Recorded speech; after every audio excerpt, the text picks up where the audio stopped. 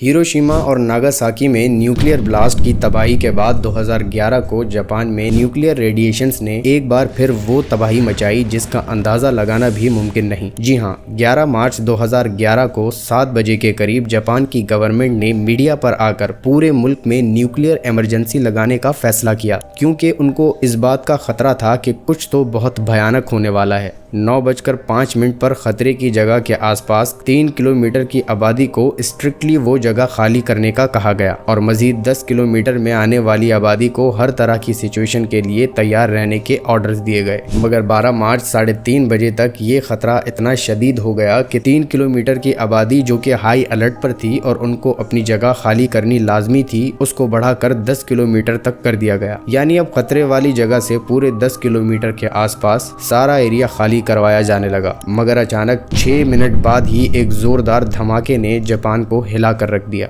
अगले ही दिन mandatory evacuation zone को बढ़ाकर 20 किलोमीटर कर दिया गया और वो इलाका भी खाली करवाया जाने लगा कि अचानक 14 मार्च 11:01 पर एक बार फिर पहले से भी ज्यादा जोरदार धमाका हुआ, जिसने जापान के साथ साथ पूरी दुनिया को खौफ में डाल दिया। और फिर देखते ही देखते तीसरा धमाका 15 मार्च को होता है। इन तीनों न्यूक्लियर ब्लास्ट ने जापान की कमर तोड़ कर रख दी थी। Welcome back to the new video of the unfolder. World war 2 nuclear blast के बाद जापान की इकोनॉमी कोलैप्स कर चुकी थी, मगर जापान ने अनबिलीवेबल ग्रोथ करते हुए अपनी इकोनॉमी को दुनिया की तीसरी सबसे बड़ी इकोनॉमी बना दिया। और जाहिर है ज्यादा बड़ी इकोनॉमी की इलेक्ट्रिसिटी कंजप्शन भी उतनी ही ज्यादा होती है, जिसके लिए 1955 में जापान ने एटॉमिक एनर्जी बेसिक लॉ पास किया, जिसके अंडर वो अपनी एनर्जी जरूरियात पूरी करने के लिए न्यूक्लियर पावर प्लांट्स बना सकते हैं। और इसी के चलते जापान ने Fukushima Daiichi nuclear power plant भी बनाया, जो कि जापान का second largest nuclear power plant था। यहाँ आपको नॉलेज के लिए बताता चलूं कि दुनिया का सबसे बड़ा पावर प्लांट भी जापान में ही मौजूद है, जिसका नाम काशिवाजाकी कारिवा न्यूक्लियर पावर प्लांट है, जिसमें 7 न्यूक्लियर रिएक्टर्स लगे हुए हैं जो तकरीबन 7900 मेगावाट बिजली जनरेट करते हैं। और अगर बात की जाए Fukushima Daiichi nuclear power plant की, तो इसमें टोटल 6 न्यूक्लियर रिएक्टर्स लगे हुए थे जो 4700 मेगावाट्स की बिजली जनरेट करते थे। ये पावर प्लांट न सिर्फ फुकुशिमा को बिजली देता था, बल्कि ये इसके नेबरिंग रीजन्स यानी मियागी, टोचिगी, इबाराकी और सबसे इम्पोर्टेंट जापान के कैपिटल और मोस्ट पॉपुलेटेड सिटी टोक्यो को भी बिजली सप्लाई करता था। साथ ही साथ इसका शुमार दुनिया के पावरफुल न्यूक्लियर पावर प्लांट्स में होता था। दोस्तों, जापान कुदरती तौर पर दुनिया के सबसे खतरनाक सुनामी और अर्थक्वेक से आए दिन मुतासिर होता रहता है, क्योंकि जापान की लोकेशन ही कुछ ऐसी है जहां दुनिया के सबसे ज्यादा सुनामी और अर्थक्वेक्स आते हैं। इवन जापान में बिल्डिंग्स को अर्थक्वेक प्रूफ बनाना कंपलसरी होता है। फुकुशिमा डाइची को जब कंस्ट्रक्ट किया जा रहा था, तो इसके owner Tokyo electric power company यानी टेप्को ने इस बात को मेक श्योर किया कि इस पावर प्लांट को सुनामी से बचाया जा सके। इसके लिए इन्होंने पावर प्लांट के आगे 6 मीटर की दीवार बनाई थी, जो प्लांट की तरफ बढ़ती हुई लहरों को रोकेगी। मगर अर्थक्वेक से चंद रोज पहले टेप्को ने जापान की न्यूक्लियर सेफ्टी एजेंसी को रिपोर्ट पेश की, जिसमें ये पॉसिबिलिटी बताई गई कि अगर अर्थक्वेक 1896 जैसा आता है जो 8.5 मैग्नीट्यूड का था, तो इससे समंदर की लहरों को ये 6 मीटर की दीवारें भी नहीं रोक पाएंगी। और ये भी कहा गया कि सिर्फ 7.2 मैग्नीट्यूड का अर्थक्वेक भी फुकुशिमा न्यूक्लियर प्लांट की वॉल्स से डबल हाइट की वेव्स पैदा कर सकता है। और अगर ऐसा हो जाता है तो सिचुएशन कंट्रोल से निकल सकती है, और जिसका डर था वही हुआ। 4 दिन बाद ही 11 मार्च 2011 को करीब 2:46 PM पर जापान के 700 किलोमीटर दूर समंदर की 43 किलोमीटर की गहराई में एक जोरदार अर्थक्वेक आता है। मगर इस अर्थक्वेक का मैग्नीट्यूड ना तो 7.2 था और ना ही 8.5, बल्कि ये 9.1 मैग्नीट्यूड का अर्थक्वेक था, जिसको आज दुनिया के छठे बड़े अर्थक्वेक टोहोकू अर्थक्वेक के नाम से जाना जाता है। और ये जापान की हिस्ट्री का सबसे भयानक और नुकसान करने वाला अर्थक्वेक था। इस अर्थक्वेक ने 40 मीटर की हाइट की लहरों को पैदा किया, जो तकरीबन 12 स्टोरी बिल्डिंग के बराबर थी। और ये लहरें 700 किलोमीटर पर आवर की स्पीड से जापान के कई एरियाज में 10 किलोमीटर तक अंदर आ चुकी थी, जिसमें तकरीबन 10 लाख बिल्डिंग्स या तो मिट गई या उनकी ऐसी हालत हो गई कि वो रहने के काबिल ही नहीं रही। पर असल खतरा तो अभी बाकी था। अर्थक्वेक के कुछ देर बाद ही करीब 2:46 PM पर 3 न्यूक्लियर रिएक्टर्स ऑटोमेटिक शटडाउन हो गए, जबकि रिएक्टर 4, 5 और 6 उस वक्त मेंटेनेंस की वजह से ऑलरेडी बंद पड़े हुए थे। इसका मतलब ये है कि रिएक्टर 4 का फ्यूल पहले ही निकल निकाल लिया गया था और उसको न्यूक्लियर 4 के स्पेंट फ्यूल पूल में रख दिया गया, जहां न्यूक्लियर रिएक्टर अपना यूज किया हुआ फ्यूल स्टोर करते हैं। मगर आगे चलकर यही पूल इनके लिए एक नया खतरा बनना था। अर्थक्वेक के झटके इतने शदीद थे कि जापान के चारों मेजर शहरों की इलेक्ट्रिसिटी बंद हो गई। पर ऐसी सिचुएशन के लिए टेप्को और उसके वर्कर्स ऑलरेडी प्रिपेयर थे, इसलिए फौरन स्टैंड बाय जनरेटर्स को स्टार्ट करके रिएक्टर्स में स्टोर किए गए वाटर सर्कुलेशन को दोबारा स्टार्ट किया गया ताकि रिएक्टर्स को ठंडा रखा जा सके। अगर ऐसा ना किया जाता तो न्यूक्लियर मेल्ट होकर तबाही मचा सकता था। तकरीबन 3:30 पर सुनामी न्यूक्लियर फैसिलिटी की 6 मीटर की दीवारों से टकराना शुरू हो चुका था। पहली वेव को इन सी वॉल्स ने कामयाबी से रोक लिया और पावर प्लांट को सेफ रखा, मगर 3:46 PM पर 14 मीटर की लहरें आई जो सी वॉल से भी डबल थीं और 4 दिन पहले जो टेप्को ने रिपोर्ट में खतरा बताया था, ये वही खतरा था।